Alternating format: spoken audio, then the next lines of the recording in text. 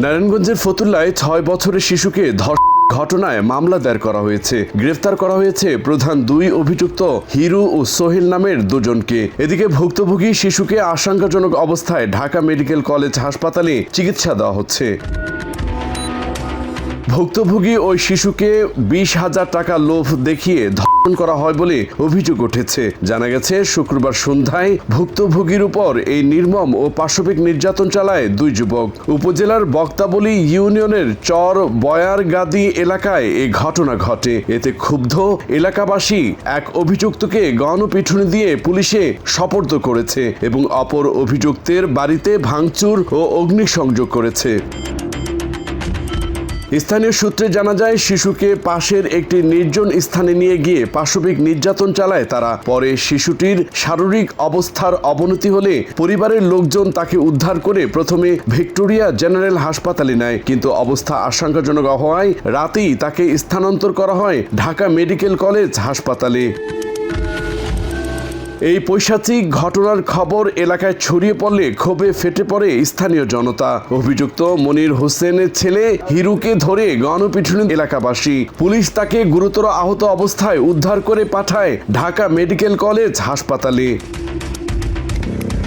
ঘটনার পরপরই পরিস্থিতি নিয়ন্ত্রণে আনে ফতুল্লা মডেল থানা পুলিশ। অন্যদিকে জনরোষের মুখে পালিয়ে যাওয়া আরেক অভিযুক্ত সোহেলকেও গ্রেফতার করেছে পুলিশ। এই ঘটনায় ভুক্তভোগী পরিবারের পক্ষ থেকে থানায় মামলা করা হয়েছে। ভুক্তভোগীর স্বজনরা ২ অভিযুক্তকে নরপশু উল্লেখ করে তাদের দ্রুত এবং কঠোরতর বিচারের দাবি জানিয়েছে। আমার মেয়ের 2টা ছেলে আমাকে বাড়ি একই এলাকার মানুষ আমরা। আমার মেয়ে হাঁটতে হাঁটতে এদিকে ঘুরতেছে, পোলাপানির লোক আমার মেয়ের ডাইকা নিয়ে 20টা টাকা দিচ্ছে। 20টা টাকা দিয়া প্রায় এন থেকে কিছুক্ষণ 5 মিনিট হইব না খেতে নিয়ে গেছে। খেতে নিয়ে আমার মেয়ের অত্যাচার করে আমার মেয়ের পানি পর্যন্ত ডাইকা দিচ্ছে বোতল দিয়ে, বুঝছেন। সোহেল ও হিরু, যদি কেউ থেকে বলস আমার মেয়ের মুখের মধ্যে সোহেলের একটা ধরছে, হিরুয়ের গলা টিপটা ধরছে। যদি বলস তাহলে তোর একবারে মেরে গেলাম। ফিরিস্তা মানুষ, ও বাচ্চা মানুষ। আমার মেয়ের কথা নির্ভরে এটা আইনের মধ্যে বিচার হইব।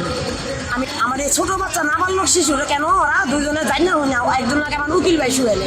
4:30 দিয়ে ও বাড়িতে আসে কান্না করতে করতে আসা ওরা চুপটি করে বসে ছিল। ওই ভয়ে অনেক থরথরে কাঁপতেছে। পরে ওরা অনেক জিজ্ঞাসা করার পরে ওই বলে না অনেক জিজ্ঞাসা করার পরে বলে আমার মনের ছেলে হিলু আমার নিয়ে গেছে, বলে আমার সাথে ও খেতে দিয়ে আমি তোর 20টা টাকা দেবো। পরে গেছে পরে মনে করেন ওর সাথে অনেক জোরাজোরি করছে। তার সাথে আরেক ছেলেও ছিল, সোহেল নামের এক ছেলে ছিল। ওর ছেলে ওর সাথে জোরাজোরি করছে। ওর হাতে পায়ে অনেক খামচির দাগ আছে।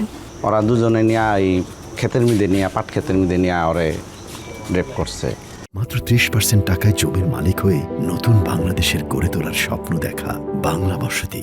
এলাকাবাসী কড়া প্রতিক্রিয়া জানিয়েছে এই ঘটনায়। তারা বলে ওই শিশুকে টাকার প্রলোভনে একটি পাট খেতে নিয়ে অমানবিক নির্যাতন করা হয়। অভিযুক্তদের বিচারের মাধ্যমে দ্রুত দৃষ্টান্তমূলক শাস্তি দাবি স্থানীয়দের। করোনার পরে মনে করেন জনগণ ক্ষেত্রে বাড়িঘর ভাঙচুর করছে। আমরা প্রতিবাদ জানাই ভবিষ্যতে যেন এই ধরনের আর কোনো ঘটনা না ঘটে, সূক্ষ্ম বিচার চাই। এই যে এই বাড়ির মাইয়া ছোট বাচ্চা 6 বছর অন্তরে হয় নাই, ওই বাচ্চা মনে করেন ওই যে আজকাল তো নিশা পান করে, ওই কইরা স্যারেরা ডাক দিয়া কয় টাকা জানি দিছে, দিয়ে আসে ওই যে পাট ক্ষেতের ভিতরে নিয়া এসে মনে করেন আলা এতটা তো কইতে পারি না, আর তো লগে তো আর আমরা যাইও নাই।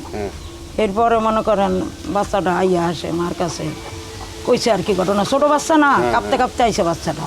নারায়ণগঞ্জ পুলিশ সুপার মিজানুর রহমান মুন্সি বাংলা এডিশনকে জানায়, ঘটনাস্থল পুলিশ পরিদর্শন করেছে।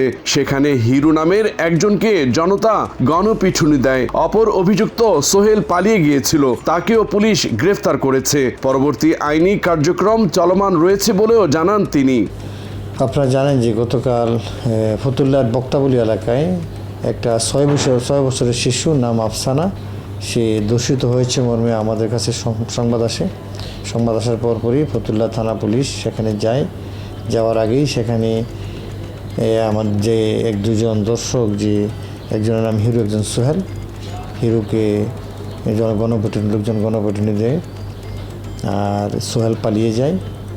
পরে হিরোকে যখন গণপিটুনির পরে তারাই তাকে হাসপাতালে নিয়ে যায়, আর পুলিশ সেখানে সোহেলকে ধরে নিয়ে আসে এবং সেখানে থানায় একটা ধর্ষণ মামলা রুজু হয়। এখন মেয়েটাকে এখন হসপিটালে নিয়ে যাওয়া অলরেডি নিয়ে যাওয়া হয়েছে এবং পরবর্তী আমাদের যে আইনানুগ কার্যক্রম চলছে। অবুঝ শিশুর উপর এমন নির্মমতার পুরো এলাকায় এখনো থমথমে পরিস্থিতি ও চরম ক্ষোভ বিরাজ করছে। অপরাধীদের দ্রুত দৃষ্টান্তমূলক শাস্তি দাবি পুরো এলাকাবাসীর। তথ্যচিত্রে রবিউল ইসলাম, বাংলা এডিশন।